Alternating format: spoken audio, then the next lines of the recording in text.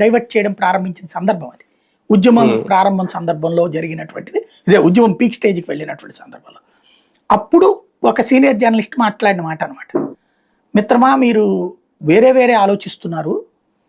ఒకప్పుడు రాజకీయ నాయకుడు మీడియాను చూసి భయపడేవాడు. ఎందుకంటే మీడియా తెల్ల బట్టలతో ఉండేటటువంటి వాళ్ళు, మలినమైపోయినటువంటి వాళ్ళు, కరప్టెడ్ వాళ్ళు. నిదానంగా ఫస్ట్ మీడియాని మనం మార్చలేం కాబట్టి ఒక తెలివైన ఎత్తుగడ వేశారు. మీడియా ఎథిక్స్ గురించి చెప్తుంటది. డబ్బులు తీసుకోవడం తప్పు, లంచం తీసుకోవడం తప్పు, లేకపోతే ఇట్లా మాట్లాడడం తప్పని. ఈ మాట ఎవరికి చెప్తోంది? ప్రజలకి. ఆ ప్రజల్నే కరప్ట్ చేస్తే ఎట్లుంటది అని ఆలోచించారు. మొదట వీళ్ళు ప్రజలకి డబ్బులు ఇవ్వడం బిగించేశారు, అలవాటు చేయడం బిగించేశారు.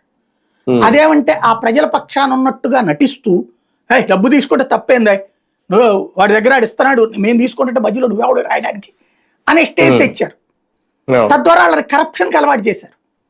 రెండోది, అర్హత లేకున్న రేషన్ కార్డులు ఇవ్వడము, అర్హత లేకున్న ప్రభుత్వ బెనిఫిట్స్ ఇవ్వడము చేశారు.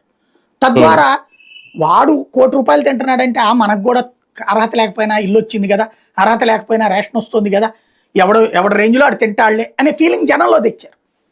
ఎప్పుడైతే జనానికి కరప్షన్ అలవాటు చేశారో వాళ్ళు రాజకీయ నాయకుడు కరప్షన్ ని జీర్ణించుకోవడం మిగించేశారు. భారీగా తింటే ఫీల్ అవ్వాల్సిందే కానీ ఇప్పుడు ఎవరు తింటలేదులే అంటున్నారు. ఇదివరకు ఒక ఇసుక గురించినో, ఒక మద్యం గురించినో,